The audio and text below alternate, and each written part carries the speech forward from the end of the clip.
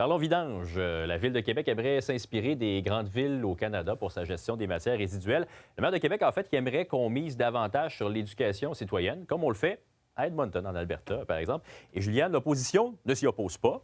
Par contre, on ne veut pas de police des vidanges.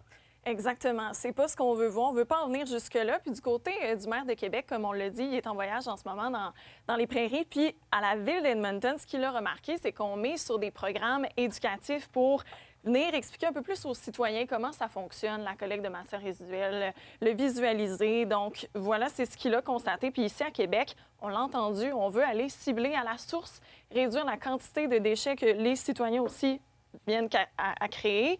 Pour les entreprises, on parle de sanctions également à venir. Pour ce qui est de respect citoyen, mais on est en pleine formation en termes de matières résiduelles. Donc, je vous laisse entendre Mélanie Sauvé.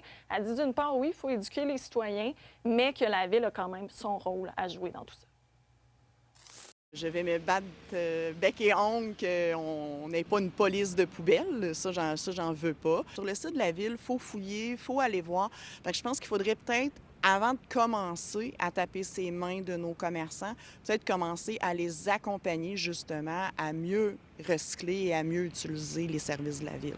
Il y a peut-être matière à retravailler autant de notre part que de la part des citoyens. Et est-ce que la Ville de Québec veut créer une police des poubelles? Bien, c'est ce que j'ai demandé à l'équipe de marchands parce que là, on va surveiller quand même les entreprises.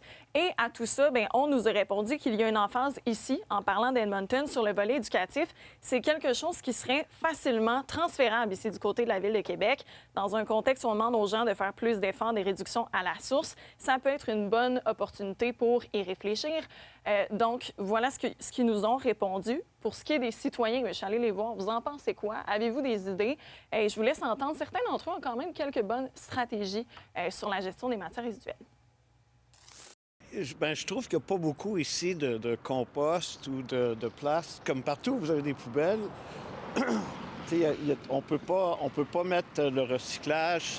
Au début, à Vancouver, je trouvais ça fatigant, mais on s'habitue assez vite. Il y a des choses qui vont dans telle place, il y a d'autres choses qui vont dans telle place. Moi, je pense qu'on peut en faire plus, des deux côtés. Je pense que si l'infrastructure est là, je pense que les gens vont suivre. Et les citoyens, plus avec des solutions faciles, je pense que ça pourrait aider. Parce que juste moi, c'est compliqué un peu pour moi jeter mes déchets. J'ai pas le droit, selon les lois, ou je sais pas trop quoi, un bac. Fait que, tu sais, c'est quoi, je vais-tu garder mes déchets chez moi en dedans? Puis quand tu as des enfants, ça se remplit vite, les bacs. Je t'en passe un papier, Juliane. Bonne soirée. Bonne soirée. Bye-bye.